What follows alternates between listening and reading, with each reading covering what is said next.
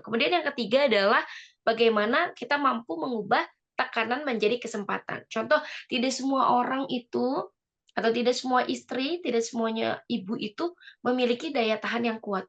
Ada banyak di luaran sana yang nauzubillah ya, ada yang suaminya itu melakukan KDRT. Apakah kita tetap wajib taat kepada dia sebagai seorang suami ataukah kita harus melawan? Nah, dalam konteks tertentu mohon maaf, kita sebagai seorang perempuan itu bukan, eee, taat itu bukan berarti apa yang diperintahkan oleh suami kita harus mengikuti. Jadi kita ada batasan-batasan tertentu yang, oh kalau suami ini memerintahkan kepada kita untuk maksiat, untuk menjauhi Allah, untuk, meninggalkan seluruh perintah Allah, maka kita harus punya batasan, teman-teman.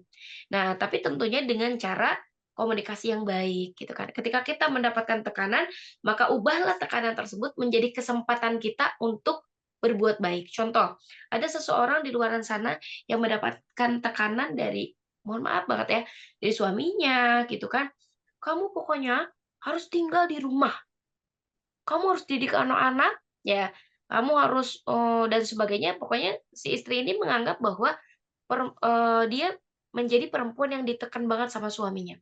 Padahal kalau kita menjadi muslimah yang berdaya, ketika dapat tekanan yang seperti itu, kalau kita mampu menjadi seseorang yang positive vibes, kita mampu mengkomunikasikan kepada suami kita, "Oke, baik, kita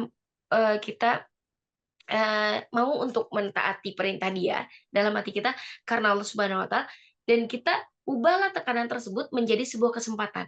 Oh, oke, berarti misalkan kalau suami kita menekan kita untuk di rumah, bismillah deh dalam, hal ini kita menjadi perempuan yang taat karena Allah, gitu kan, dan kita ubah tekanan tersebut menjadi kesempatan.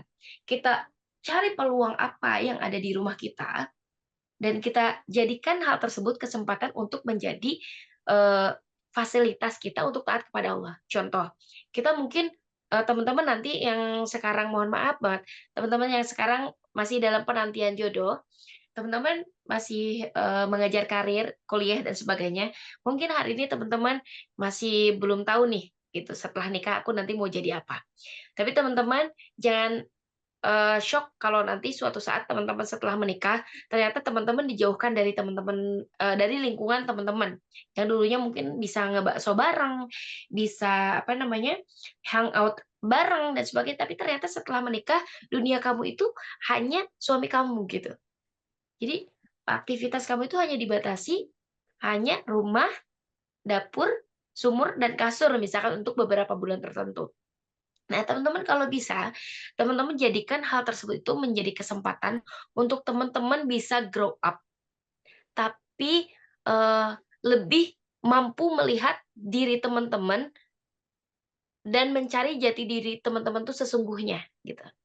Oh, kalau sebagai, seorang diri kita ketika bergabung sama lingkungan-lingkungan, kita kadang ikut bagaimana arus.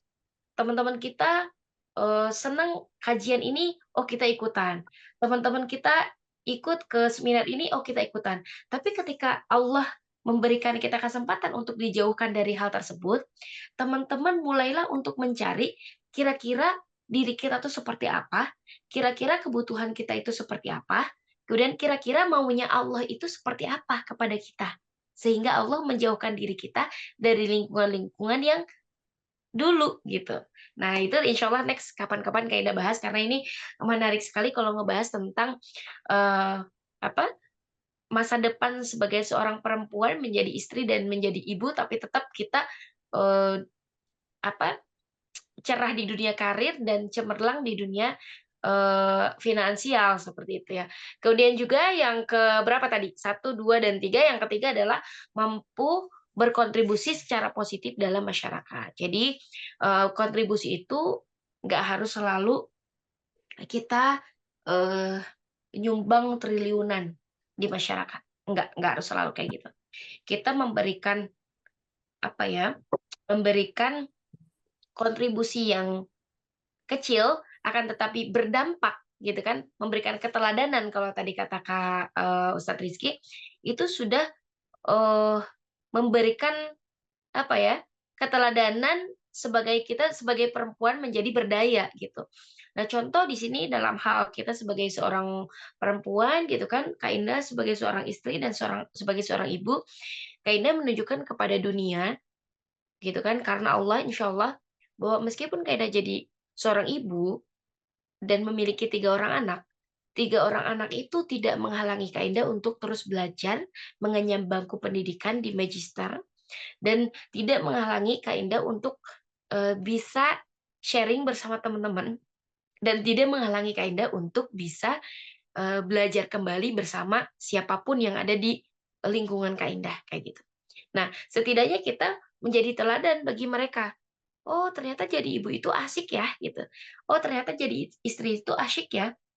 Jadi dunia tuh nggak hanya bucin kepada suami aja, tapi kita bisa upgrade ilmu, kita bisa membangun atau membuat sebuah kurikulum masa depan kita, dimulai dari kita sendiri sebagai seorang istri dan sebagai seorang ibu, gitu. Dan ini menurut aku menarik banget kalau teman-teman nanti di Antasalam itu punya sebuah kelas khusus yang ngebahas tentang kurikulum masa depan sebagai seorang istri dan, perempuan, sebagai seorang istri dan ibu, perspektif, Quran dan Sunnah. Itu dibikin tuh kurikulumnya keren. Nah, Waduh yang waduh, terakhir, mantap. tapi yang tidak kalah penting adalah tentang bagaimana kita mampu berperan dalam berbagai aspek kehidupan, seperti apa, pendidikannya, kemudian karirnya, dan kehidupan sehari-hari. Jadi Kak Indah tuh, selalu komunikasi kepada suami Kak Indah bahwa, "Bang, kalau aku jadi istri dan kalau aku jadi ibu, aku tidak mau meninggalkan dunia pendidikan ya. Boleh kan gitu nanti aku, kuliah lagi?" Entah itu kuliah misalkan di magister atau nanti kan udah selesai magister. Karena selalu berulang-ulang gitu ke suami bahwa aku tuh pengen studi doktoral gitu kan. Tapi ternyata kalau ada kesempatan, ya oke gitu, tapi kalau kesempatan itu belum ada, berarti kita cari ilmu di dunia yang nggak harus selalu, melalui pendidikan yang formal gitu. Dan alhamdulillah kemarin Kak masuk di Kahfi Mata Cendekia dan ternyata di Kahfi Mata Cendekia itu ada, khusus emak-emak majelis taklim, tahu nggak mahasiswanya usia berapa? Itu usia 75 tahun juga masih ada.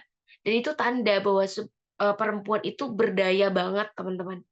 Dan berdaya itu bukan hanya, kita ngisi ceramah di mana-mana di dunia, enggak. Tapi di lingkungan menjadi teladan itu sudah termasuk kepada menjadi muslimah yang berdaya. Nah, jadi ini pesan, Kak Indah mungkin sharing kepada teman-teman, kita bisa mampu, menjadi muslimah yang berdaya dengan catatan bahwa kita harus, ingat ya, bagaimana Rasulullah bersabda, "Innamal a'malu binniyat wa innamal likulli imri'in ma nawa." Kita berdaya itu niatnya karena apa?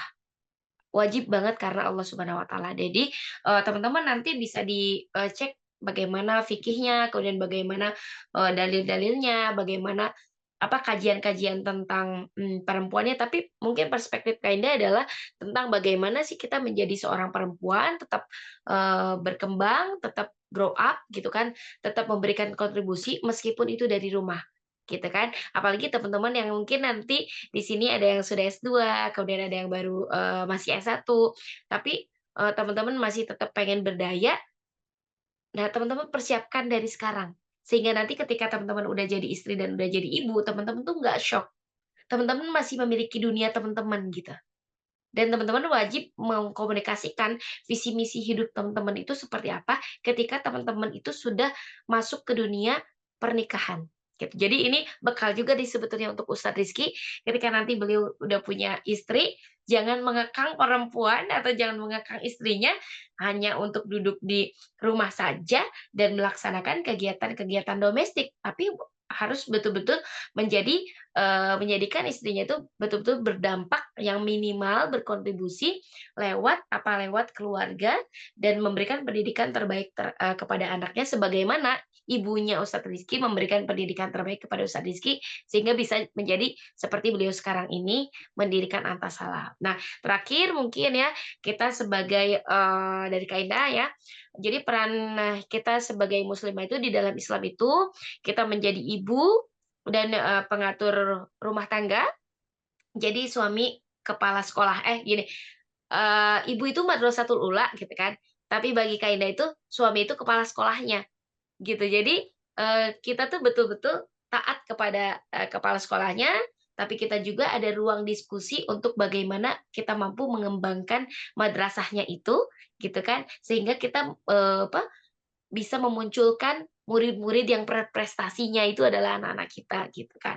Kemudian kita juga menjadi, pendidik generasi kita, generasi kan kalau seandainya mohon maaf banget, nggak semuanya perempuan itu, eee, diberikan amanah sebagai seorang apa, sebagai jadi seorang ibu gitu kan. Kalau teman-teman mohon maaf banget ya, ada di lingkungan kita yang belum ditakdirkan memiliki anak-anak, dari rahimnya sendiri, maka ciptakanlah anak-anak ideologis di lingkungan teman-teman.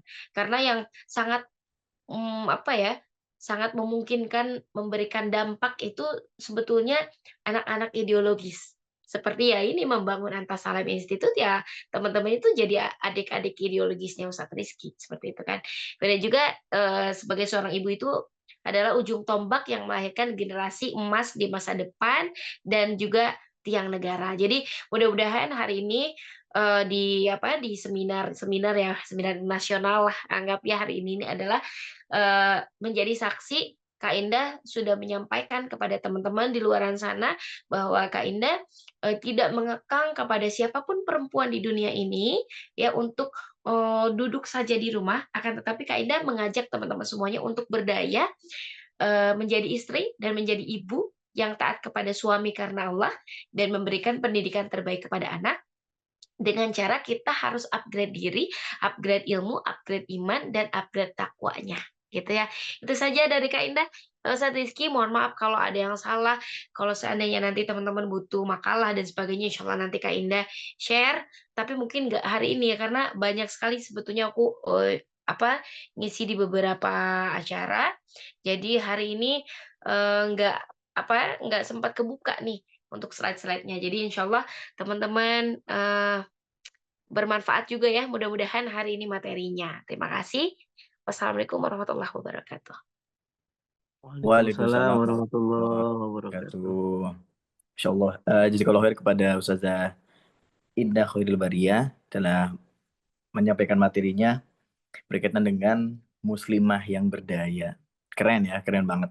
Jadi, walaupun beliau ini sudah memiliki 3 anak ya tadi ya Ustazah ya, Afwan ya? Iya, Iya, tapi jagoan masih semua lagi.